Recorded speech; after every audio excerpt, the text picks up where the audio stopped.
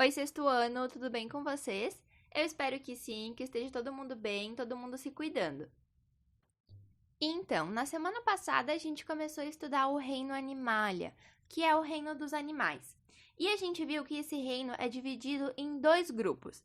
O primeiro grupo, a gente viu que são os animais vertebrados, tá? Que são os animais que têm ossos no corpo. E a gente estudou que eles são divididos em outros 5 grupos. O primeiro deles é os peixes, que inclui também tubarões e arraias. Então, são os animais que podem respirar embaixo da água. Depois a gente tem os anfíbios, que são os animais que têm a pele úmida e respiram pela pele, né? Que são sapos, as rãs, as pererecas e também as salamandras, que são parecidas com lagartinhos. Depois a gente tem os répteis, que são animais que têm ou escamas, ou carapaça, ou placas na pele. E geralmente colocam ovos, como as tartarugas, os jabutis, as cobras, lagartos, jacarés. Mas também inclui crocodilos, inclui as lagartixas, tá? Depois a gente viu as aves, que são animais que botam ovos, têm asas e quase todas elas têm penas, tá? Esse grupo inclui os pássaros, todas as aves que voam, e também as que não voam, como as galinhas e as emas ou avestruzes, e os pinguins, tá? Que usam as asas como nadadeiras. E por último, a gente viu os mamíferos, que são os animais que têm pelos, tá? Tem mamas, e por isso os filhotes bebem leite quando são filhotinhos, bebezinhos. Esse grupo de animais incluem as pessoas, os gatos, os elefantes, as baleias e os golfinhos. Também inclui os ursos, as vacas, os porcos, tá? Os felinos, todos os animais que têm pelos e bebem leite. E aí, a gente deixou para essa semana estudar um grupo chamado invertebrados, que são aqueles animais que não têm ossos dentro do corpo. E é isso que a gente vai ver hoje. Então, para estudar os invertebrados, eu vou colocar aí para vocês uma imagem, tá? Nessa imagem está escrito filogenia do reino animal da fenda do biquíni. Filogenia é um termo que a gente usa na faculdade de biologia para estudar o desenvolvimento dos animais, tá? E esse desenvolvimento é como eles foram evoluindo ao longo do tempo. E eu vou usar essa filogenia da fenda do biquíni para explicar para vocês, porque é um jeito bem fácil de entender e divertido. Então, o primeiro grupo que a gente tem lá em cima, que surge, são os poríferos, que é o próprio Bob Esponja, né, gente? E como o nome dele já diz, Bob Esponja, ele é uma esponja, tá? As esponjas são animais sésseis. O que isso significa? São animais que ficam presos no chão. Se vocês olharem as esponjas como elas são de verdade, vocês vão ver que elas são bem diferentes do Bob, tá? Mas elas ainda assim são esponjas. E são animais porque eles têm todas aquelas 12 características que a gente viu.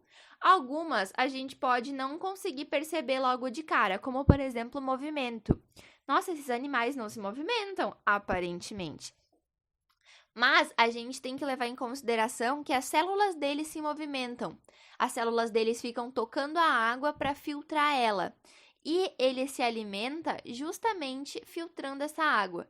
Quando essa água passa por dentro do corpo dele, eles vão absorvendo as partículas que estão na água para se alimentar, tá? Então tem uns vídeos bem legais deles filtrando a água e dá para ver quando as pessoas colocam algum tipo de corante.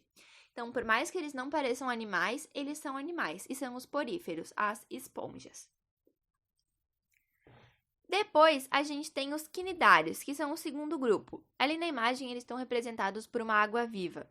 E são exatamente esses grupos, as águas vivas e também as anêmonas. As anêmonas são outro grupo de animais sésseis que ficam parados, grudados no fundo do mar, tá? E as águas vivas conseguem se movimentar. Se vocês já foram para a praia e já levaram uma queimada de água viva, vocês sabem que dói. E essa é a principal característica dos quinidários. Eles causam queimaduras ou eles dão choques, tá?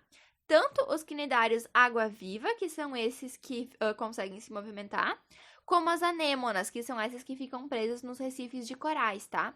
Elas também dão choque e usam esse choque para se alimentar. Então, quando algum peixinho, alguma coisinha tá passando ali, elas dão choque e se alimentam dele, tá? Ali no meio, entre os tentáculos deles, tem uma boquinha. Então, a principal característica é ter tentáculos e dar choque. Depois, a gente tem um grupo que se divide em 2 grupos, na verdade. São os vermes. A gente divide os vermes em plateumintos e nemateumintos, mas todos eles são vermes. A diferença é que os plateumintos são os vermes achatados, tá? Eles são bem magrinhos, tá? Bem fininhos. Imaginem como uma régua, ela é fininha. Já os nemateumintos, eles são cilíndricos, têm um formato de minhoquinha, tá? As minhocas não são desse grupo, mas eles têm o mesmo formato de corpo, um formato de cilindro. E eles estão representados ali, então, pelos vermezinhos na imagem, né? O próximo grupo, pela linha da evolução, são os artrópodes, mas a gente vai pular eles e vai estudar um outro primeiro, que é mais simples de entender, que é justamente esse grupo que eu falei, os anelídeos, tá? Os anelídeos, que estão ali representados pela senhora minhoca, né? São justamente as minhocas e também as sanguessugas. Os anelídeos são animais que têm o corpo dividido em anéis. Então, se vocês olharem a imagem de uma minhoca ou de uma sanguessuga, vocês vão ver que ela é toda divididinha em partezinhas, anéisinhos, tá?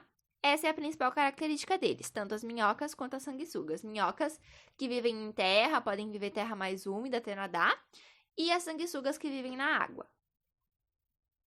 Depois, a gente tem os moluscos, que ali estão representados pelo Gary e pelo Lula molusco. O próprio nome do Lula molusco já diz, né? Molusco. Então, a principal característica desse grupo é ter uma concha. Mas daí vocês param para pensar, beleza, o Gary tem uma concha, mas e o Lula molusco? Acontece que tanto as lulas quanto os polvos são moluscos, mas esses animais não têm uma concha do lado de fora do corpo, e sim do lado de dentro do corpo. Então, dentro da cabeça das lulas, a gente tem uma concha, mas ela fica escondida ali dentro. Diferente dos moluscos como caramujos, caracóis, tá? Que tem uma concha do lado de fora. Ou então as ostras, que são aquelas que abrem e fecham, que tem pérola dentro às vezes, são moluscos. Depois, a gente tem os equinodermos, que estão representados ali pelo Patrick Estrela. Como a gente pode entender os equinodermos? Eles são animais marinhos que têm o corpo dividido em partes iguais, tá? Ou seja, a gente pode, se a gente tivesse que cortar eles, a gente teria partes iguais no corpo deles. Mas eu gosto de pensar que são todos os animais que têm do mar no nome.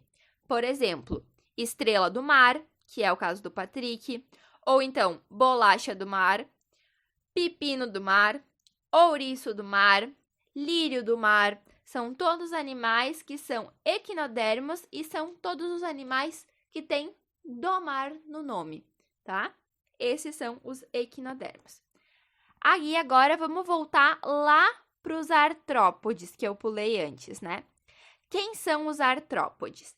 São todos os animais que têm um esqueleto do lado de fora do corpo, tá? Ou seja, eles trocam de casquinha. E, além disso, eles têm pernas articuladas, tá? O que são pernas articuladas? São pernas que têm várias partes, várias dobras, tá? No caso, ali, eles estão representados pelo seu siriguejo e pelo plâncton, tá? Eles são animais que podem ser os caranguejos, os siris, mas também do lado de fora do mar, todos os insetos, todos os aracnídeos, tá? São animais que são artrópodes. Por quê? Quando um inseto está crescendo, ele nasce pequenininho e aí ele vai crescendo.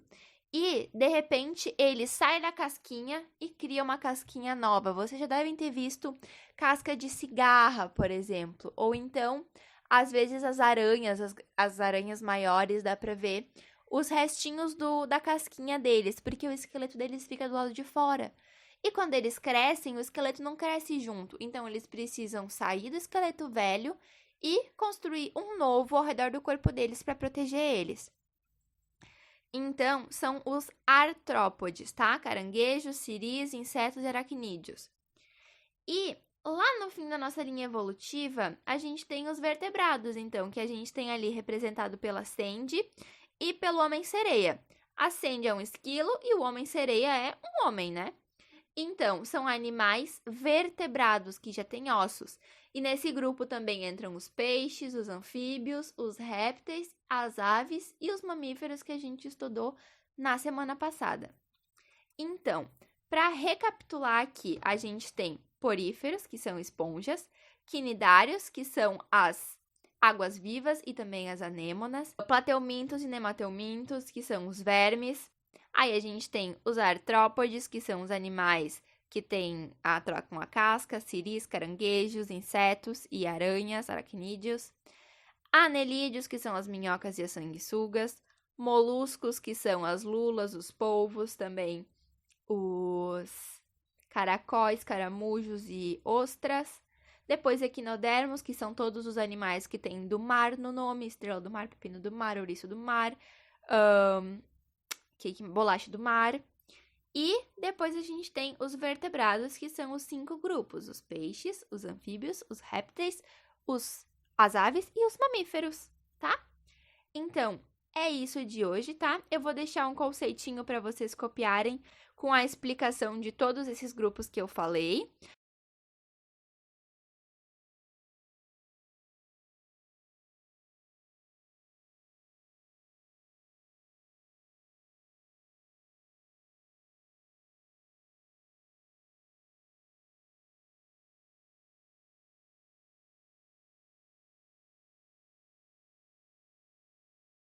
Quem quiser pode tentar fazer esse desenho também dos animais da fenda do biquíni, tá? Não precisa copiar todas essas coisas que tem aqui embaixo escrito, tá? Nessas setinhas. Só fazer o desenho dos animais, se quiser, não é obrigatório, tá? Se quiser fazer o desenho e colocar os nomes que estão embaixo deles. De hoje é isso, tá, pessoal? Um beijo e até semana que vem, tá? Tchau!